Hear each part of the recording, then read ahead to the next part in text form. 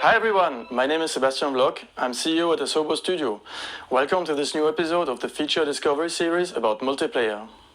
First, I'll be going about how we created one shared world for the simmers to fly in. Then I'll be going over the ways you can engage in multiplayer, the different modes you can fly in and the different filters we have.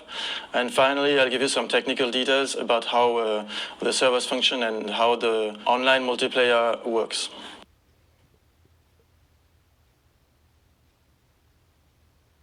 Our goal with multiplayer was to provide users with a new experience that would bring all the pilots on the planet together in one shared online world. We wanted the experience to be to the power of Azure, which gives us multiple clusters of as many servers as needed to host all users. We have a robust solution that is instantly, extremely scalable, and enabled us to create all the features we wanted.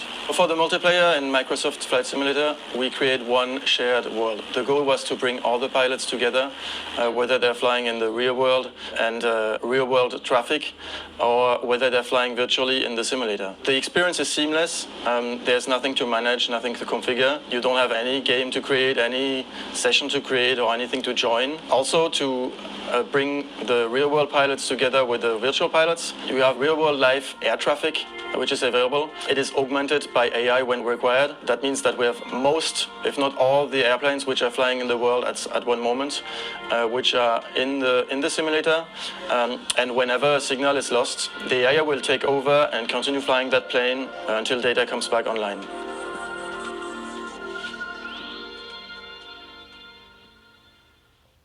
As this is one single world, we've enabled users to choose filters, which allows them to decide who they want to fly with and how they want to fly. The first mode is going to be what we call live players only. It is for all those of you who want to fly by the rules, who want to fly in a more strict space, respecting all the rules and all the ways how to fly. In this filter, you have to fly by real-time live weather.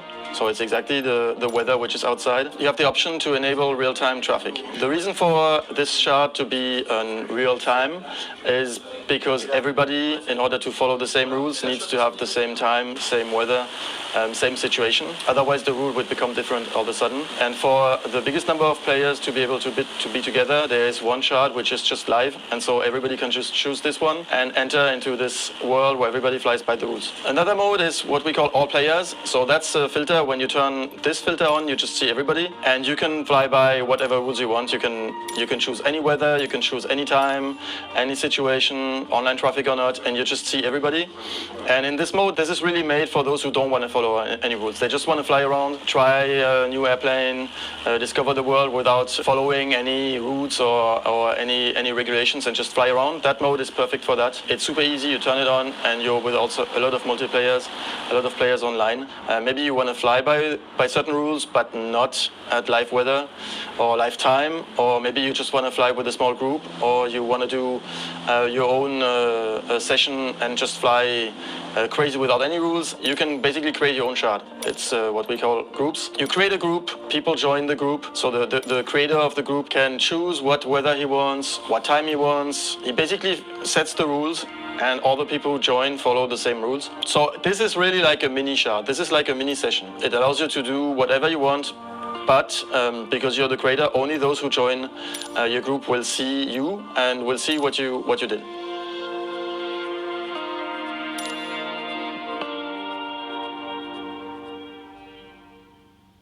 About the technology, so we've built multiple clusters around the world. So a cluster of servers is a place where we have in a data center, several servers which you connect to. When you launch the simulator, it automatically chooses the best location for you based on basically ping. So currently we have one running in Western Europe and one in Northern America. Based on ping, it's going to select automatically the best one for you, but you can always manually choose one. For example, if you want to join specific players, or if you want to be with a group of people, then you can choose a specific server.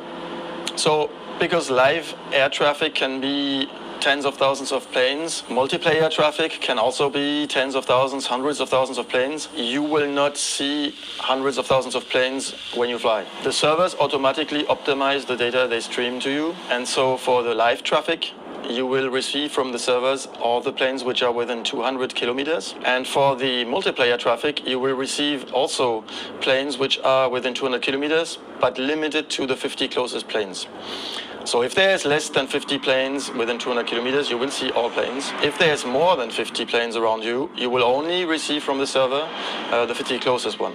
So this is to save bandwidth in a situation where there would be thousands of planes gathering in the same place, and which would be less than 200 kilometers away.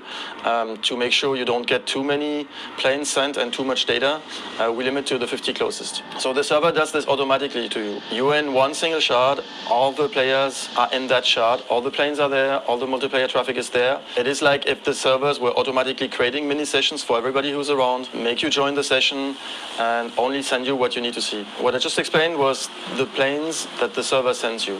But then there's the planes which you can display. So this is really something which is mostly depending on the performance of your machine. There's going to be a limit and a limiting distance to how far you're going to see each aircraft. And basically, based on your graphics setting, if you tune this down, you will see less planes, or you will see them closer to the camera. But the planes will always be there because the server sent them to you. So you can always enable an optional on-screen display of names, who is playing, of information, and you can see them on the radar, even if they are further away. If there's more planes than you can display in 3D, you will always see the planes, all the planes the server sent you, on your radar. And finally, we have developed advanced technology to make sure the flying experience is smooth and you see all the planes flying very smoothly. And so we have a dead reckoning and interpolation which works pretty well, and all the planes are super smooth.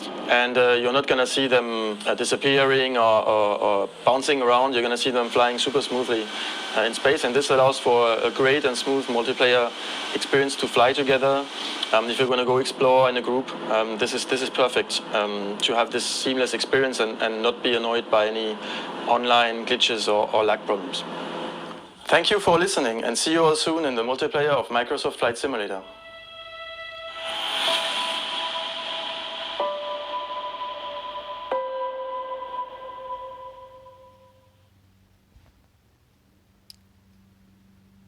That looks even better.